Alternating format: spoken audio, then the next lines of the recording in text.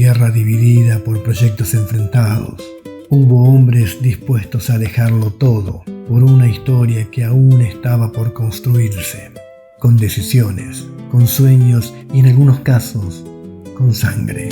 En este contexto surgió un hombre que conoció la altura del poder, pero también el precio de sus actos. Su vida estuvo unida a un país que intentaba encontrar un rumbo, y sus pasos quedaron marcados en el camino de una Argentina ordenada bajo la Constitución de 1853. Aunque toda historia tiene sus luces y sombras, y detrás de cada triunfo quedan también las dudas y las heridas que hicieron que muchos de quienes alguna vez lo acompañaron terminaran enfrentándolo. Y una tarde de abril, en el silencio de su residencia, la historia vino a buscarlo. Aquel hombre había conocido la gloria y la sombra, pero cuando todo llegó a su fin, su figura quedó grabada para siempre en la historia de Entre Ríos. Un nombre, una historia. Justo José de Urquiza.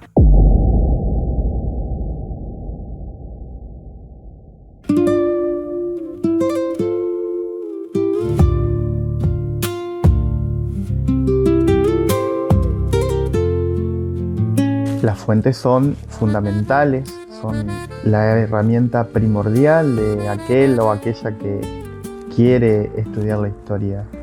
Es el material directo, concreto, con el cual el historiador se encuentra para poder escribir la historia. Conocemos el pasado justamente por interpretaciones que se hacen sobre distintas fuentes. Esas fuentes son las que dan sustento a lo que ocurrió y de los cuales se escribe la historia, pero no dejan de ser interpretaciones.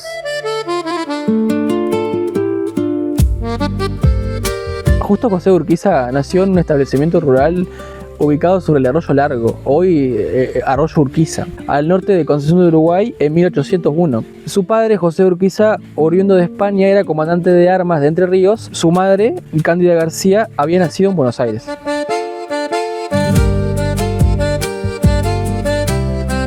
Urquiza se dedicó al comercio y a la industria. Poseyó numerosas estancias y el saladero Santa Cándida, modelo de establecimiento industrial para su época. En 1826 fue electo diputado provincial y durante el gobierno de Echagüe desempeñó funciones de comandante militar del departamento Uruguay.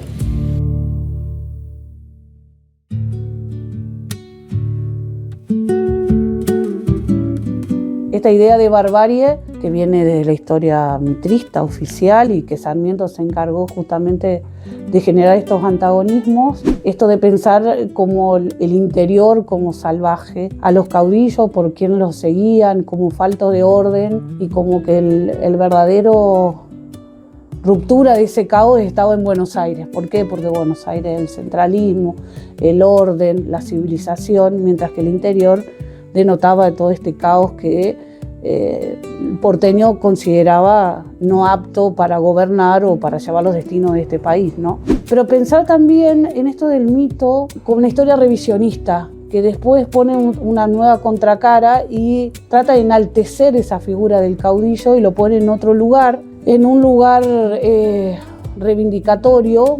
Entonces genera esa dualidad, ¿no? Y uno tiene que empezar a ver que las personas son matices, tienen sus propias contradicciones. Los caudillos buscaban, también tenían intereses propios, económicos, políticos, y que muchas veces contrastan con esa mirada de blanco o negro que la historia oficial por ahí quería marcar, ¿no? Nosotros podemos ver dentro del mismo partido federal un Rosas y un Urquiza con diferentes intenciones, pero formaban parte de un mismo partido o de una misma cosmovisión. Entonces no siempre es tan marcadas esas tendencias que uno encuentra en una historia, que no debe escribirse, insisto, entre uno u otro. Posteriormente fue general del ejército entrerriano de Echagüe. Entre 1841 y 1854 fue gobernador de la provincia. En 1854 fue electo primer presidente constitucional de la Confederación, luego de desplazar a Rosas del poder.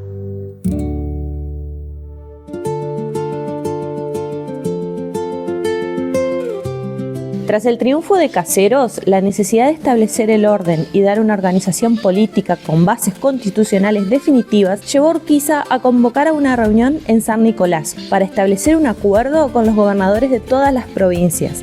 Hasta el momento habían sido partidarios del rosismo. El Acuerdo de San Nicolás de 1852 disponía observar lo dispuesto en el Pacto Federal de 1831 y la convocatoria a un Congreso Constituyente que se formaría con 2 diputados de cada provincia. Los poderes legislativos de 13 de las 14 provincias ratificaron el acuerdo.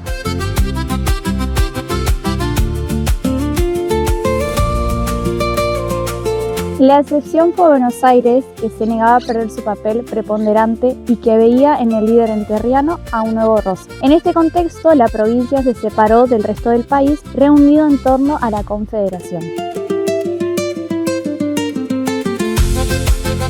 Sin la participación de Buenos Aires, el 1 de mayo de 1853 sancionó la Constitución Nacional por la cual se adoptaba para su gobierno la forma representativa, republicana y federal, basada en la división de poderes.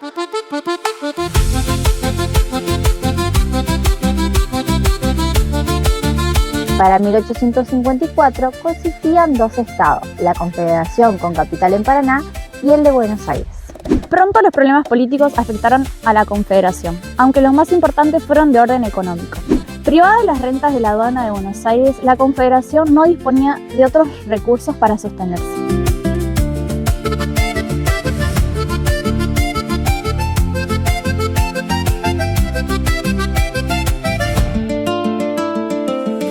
El choque se hizo inevitable. En la batalla de Cepeda de 1859, Urquiza, al frente de las fuerzas de la Confederación, derrotó al ejército bonaerense encabezado por Bartolomé Mitre. De esta manera, la provincia se vio obligada a incorporarse a la Confederación.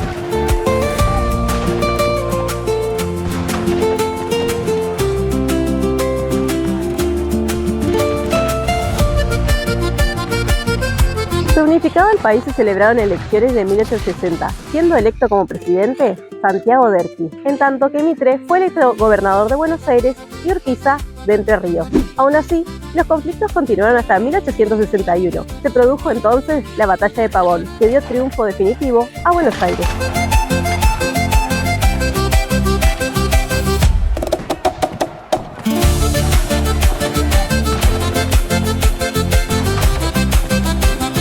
Urquiza, electo gobernador en los periodos 1860 a 1864 y 1868 a 1870. Murió asesinado el 11 de abril de 1870 en su residencia del Palacio San José, luego de una conspiración en su contra por una partida armada leal a Ricardo López Jordán.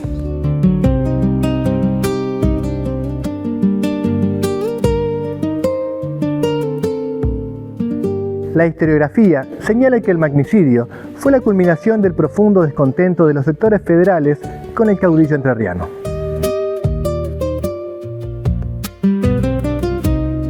La retirada de la Batalla de Pavón, su inexplicable repliegue cuando tenía la victoria asegurada frente a las tropas de Bartolomé Mitre, marcó el principio del fin de la Confederación, siendo interpretado por los federales como una claudicación ante Buenos Aires.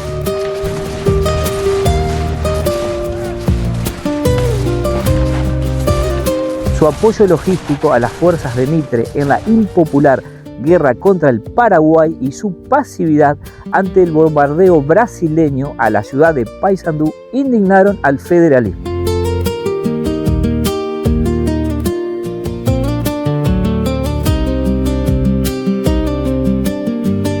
El pacto con los unitarios, su alianza y acercamiento político con Mitre y Domingo Faustino Sarmiento, los mayores responsables de la represión a los caudillos federales como el Chacho Peñalosa, consolidaron la imagen de traición a la causa federal.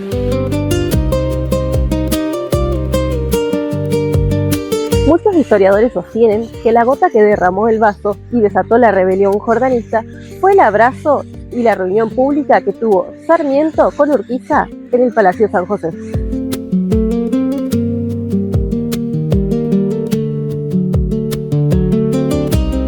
Para el gauchaje y los federales radicales liderados por López Jordán, esto representó una afrenta imperdonable.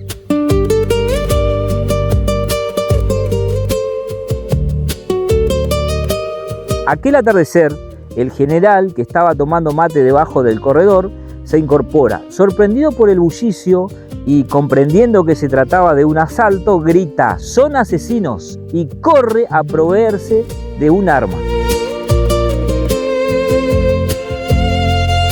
Los asaltantes se acercan y ejecutan el magnicidio, mientras en ese mismo día y casi a la misma hora eran ultimados en Concordia Justo y Gualdino Urquiza, hijos del general.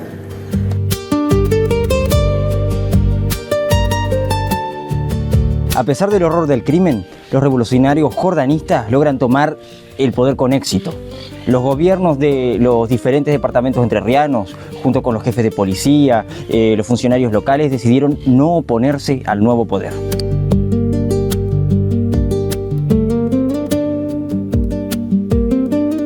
No existe ninguna justificación ni atenuante político para este acto. Aunque la causa de la revolución era legítima, justa y patriótica, ese crimen ético terminó manchando su reputación, arruinando lo que podría haber sido un proceso histórico limpio y con consecuencias muy provechosas para el pueblo.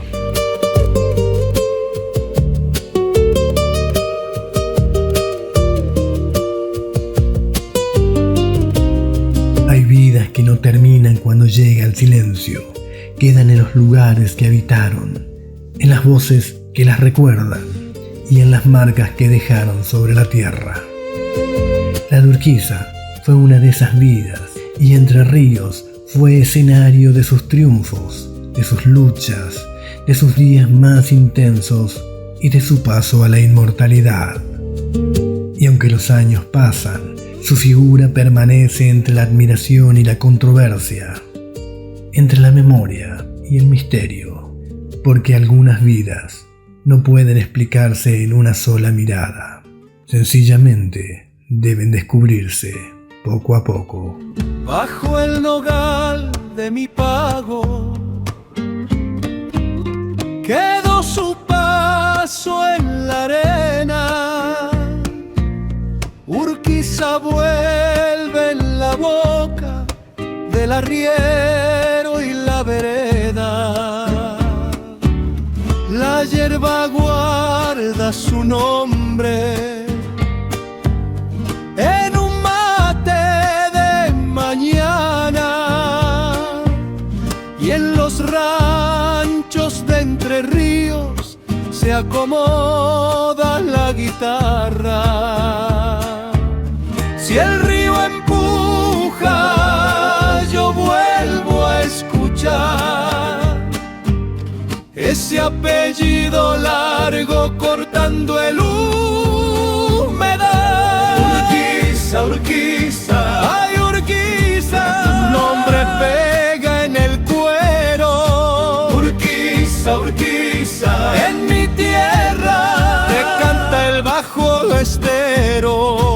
Urquiza, Urquiza, ay Urquiza, nombra el viento del monte. Urquiza, Urquiza, en mi tierra como un quelgate en el horizonte.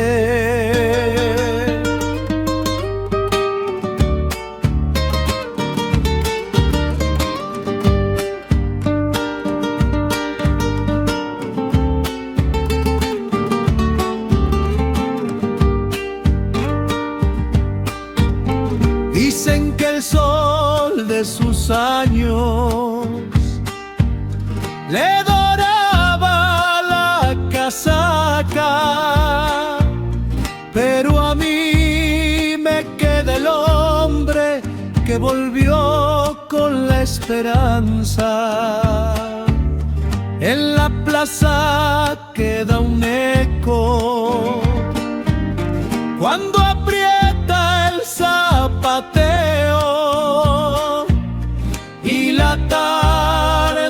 vida se calma si le rezo a ese recuerdo. Si el río